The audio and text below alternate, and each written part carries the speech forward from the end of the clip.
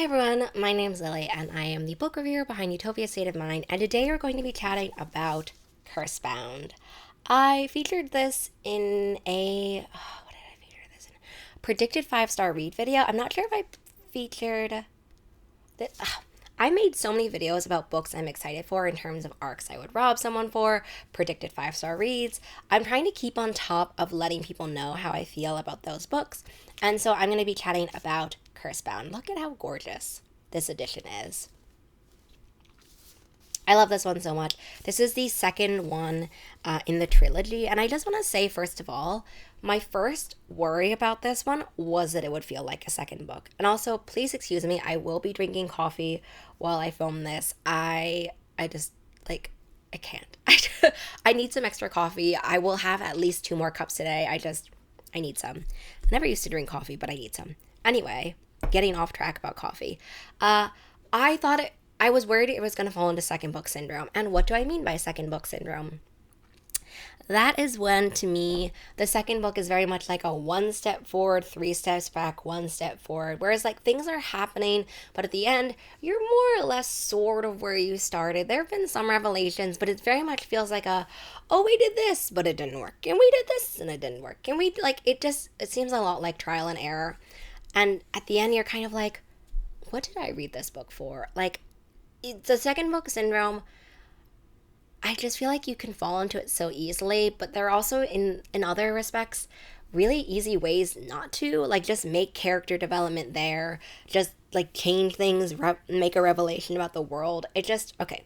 Anyway, Cursebound did not fall into the second book syndrome. It was so good. I did not know where it was going to go, but the revelations and character development in Cursebound were off the charts. It's been a while since I read Feybound, but basically in Cursebound, we're trying to really not reconvene, but kind of really figure out how we recover from what we've done. In that sense, it feels very, very close to Feybound.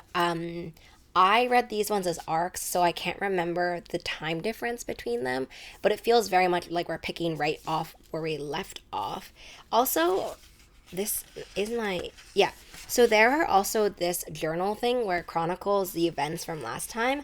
I gotta say, I love that. And I also love that this one, or that Cursebound, didn't do it in the very much like, this person did this, etc., etc. I love those ones. They're very helpful. But this one made it super lyrical. Like you're reading someone's journal and seeing kind of them reflecting on things that happened in Curse. I just, like, can't get over how gorgeous this is.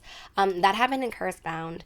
And so I really loved it. It just was like a book that really well had these revelations and these things about, like, can we really get over this? Maybe not. One main theme in Feybound was the transition of power and also the prejudices and that we have for certain people. You know, we have a lot of people in here. We have fae, we have elves, we have half elves, we have permutations basically of all of that. And so it's looking at kind of who are our enemies, what would happen, a main revelation. Obviously, if you haven't read Feybound, please don't watch this video. But I know a main revelation of Feybound was the manipulation of animals as terms of companions versus animal skins used in magic. So that was like a main part of Feybound. And so in Cursebound, this is really looking at the different cultures, the different perspectives and perceptions we have of each culture in terms of elves and fae, and what would happen when we're challenged about that, and honestly, how fast can we really change? That was this one. There was a lot of betrayals, a huge revelations, which I cannot even talk about because they were just so good. And actually, they're so crisp and clear in my mind what that scene was, or what these scenes were when I read them, where I'm just like, oh my god, I cannot believe it. But basically, this one was so fabulous, and it was just so good. I know that for sequels, you can be worried that they will not live up to the hype. This one lived up to the hype in my mind, and it was really, really fabulous. I enjoyed it so much. I was so scared, and I enjoyed it so much, and I cannot wait for the third book. Also, these ones are so gorgeous. I love this sunset palette so much. I kind of want to take this print and just frame it. It is so beautiful. And so, yeah, those are my thoughts about Cursebound. I wanted to talk about, I think I did probably include it in a predicted 5-star read video. Yeah, I think I did. Anyway, you can tell this is the state of my mind. It is April, right? It is 4 months into the year, and already this is how I feel. I'm talking about my coffee instead. I'm talking about the book. It is just ranting. I don't even know how to describe my mental state already. It's not even halfway through the year. It's basically third, a quarter basically, done of the year, and I don't know how my mental state is going to handle the rest of the year. I don't know. I've also I mean, I will link down below my March wrap up, but March was kind of rough for me.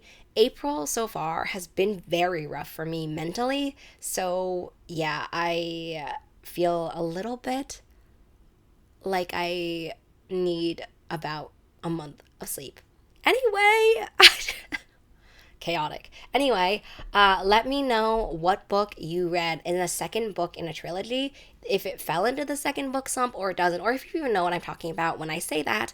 And I hope to see you in the next video where I have gotten more sleep. Okay, have a really great rest of your reading day, week, month, and year. Bye.